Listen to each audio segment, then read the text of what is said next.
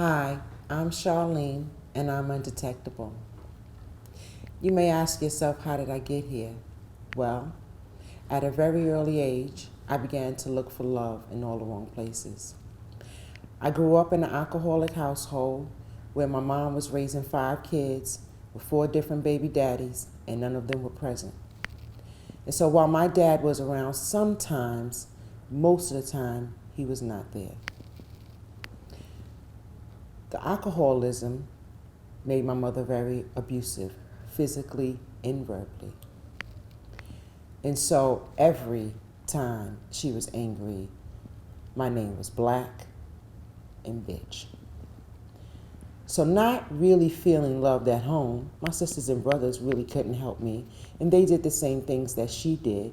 I was either Black Moses because I was loving and caring, or I was a Black Bitch because I was angry and fighting. So I began to go out and look for love. I found it right downstairs in the building that we lived in. It's a 21-year-old man. I was 13, and I had found what I thought was love. I got pregnant in 1984 at the age of 15 with my first child. I gave birth to him in 1985. Everything was fine. I knew that, again, people were dying. They were talking about HIV on the news. But again, it wasn't my problem. I got introduced to crack. I had a boyfriend who was actually using. He had took my money one day. And I went to go find him. And I found him on the roof using what he presented to me as crack. And I wanted to try it. I wanted to see what it was that would make him not come back with my money.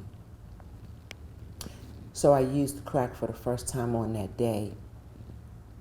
So I was 17 with 2 kids, and I didn't have a clue how I was going to make it. So I continued to walk into the darkness.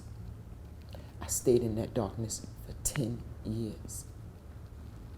I lost my children. ACS came and got them. They said I was an unfit mother. I figured out how to survive on the streets. And one of those ways was selling crack. And ultimately, that drug dealing led me to a 1.5 to 3 sentence. They sent me to prison. I remember thinking that this was such a horrible, horrible way to treat someone. I didn't like prison, and I didn't want to be there. I was very afraid. I later learned that prison had saved my life. So while there, I met a man. His name was Sam Rivera. Actually, I always say he discovered me. He discovered me. He came and told me some things about me that no one had ever said. He said, "You're a leader." He said, "People listen to you." He said, "There's something about you. And I want you to come and work with me in prison." And so I didn't have nothing else to do because I was doing time. And so I went. And this angel, he began to give me information about HIV and AIDS. So not only was I helping other women, but I was learning about this disease that they said I was going to die from, but I was still living.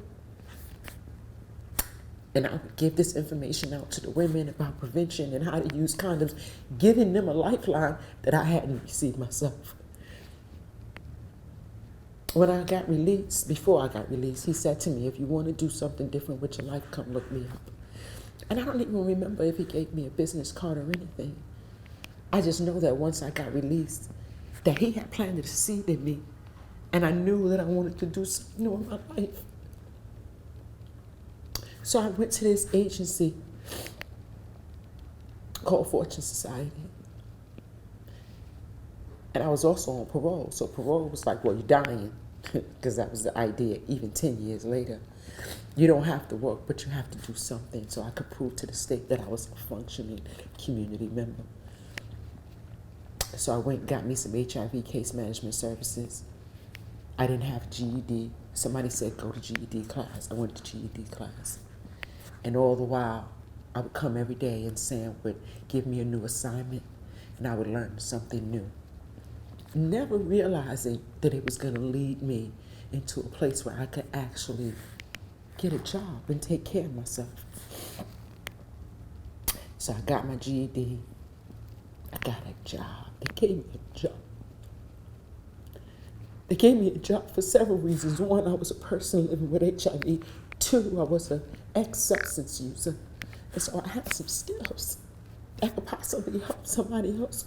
Who would have ever thought? I found that I had other skills. My mom, she was on welfare. And so she had a 4th grade reading level. And she would give me the letters to read. And she would tell me what to do. So I knew how to go and apply for services. And we soon found out that if you had an AIDS diagnosis, that you got so much more than if you were on regular public assistance. So I went through the system and I got all the services that I needed that would keep me healthy. I went to Fortune Society every day. I did my job. I learned these skills. I began to believe in myself in a way that I had never even imagined. And I was able to stay off drugs. And I didn't die, which was so much more important. It wasn't until several years, I would say, I was in case management for 16 years. And during that process, social media happened and MySpace came out. I was missing something on the inside. I didn't know at the time that those were those little children that I had lost due to my drug addiction. And that while my life had gotten so much better, there was this significant thing that was missing. And so I put up this MySpace page in hopes that they would come look for me. Because when I went to look for them, the people who had put my children up for adoption also told my children that I was dead. See, back then, they believed that we were going to die anyway. They didn't look for a death certificate or anything. They put my children through therapy to accept the fact that their mother was dead. And so I hoped and prayed that they didn't believe that. Put this MySpace page up, and I just left it. I don't even know how much time had went by before the idea had come back, and I said, why don't you go check your MySpace page? And I did, and I had this message.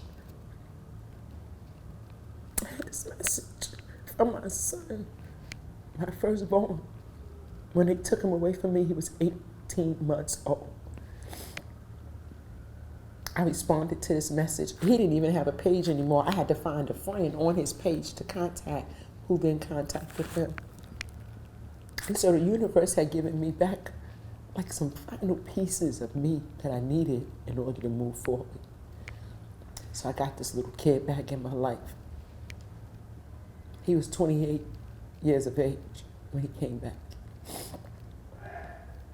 Healthy, happy. I didn't really know what to do with that, but I welcomed him with open arms. I was not the crackhead mother who was living with AIDS or dying from AIDS that he was told about, but I was this beautiful woman who was alive and well. 2 years into having my son back, he said, Mommy, we need to find my brother. I didn't really know what to do, so he did it. And he found his brother, who was my second kid, whom was how I found out my status. Along the way, I had this little girl. I had 3 children, 2 boys and a girl. And I had her during my drug addiction. Talk about this 75-25. 75% of women living with HIV can give birth to an HIV-negative baby. 25% will give birth to an HIV-positive child. My daughter was lucky. She was part of the 75%. I was truly grateful. So I had this family back. I had this purpose to live more than I had before. I discovered this little girl who wanted more than nothing else to be loved. And in the eyes of these children, who she felt she had let down, there was love. I began to let that transcend into myself. And not that I hadn't learned to love myself a little bit along the way, but I felt a little bit more complete. I began to recognize not just one angel, so it wasn't just a Sam Rivera, it was many angels that God had sent me along the way to help me get to where I was, to help me not die but to live, to help me dream and believe so that I could inspire. So it started with me. Someone inspired me so that I can inspire others. I want to say to that little girl, that little black girl, and I say that because in my house, I was either black bitch because I had done something bad, or I was black Moses because I had taken care of somebody. But it didn't matter because in the front of each word, there was black. And so I didn't really feel good about who I was. I wasn't really happy about this beauty that you may see that I just couldn't see.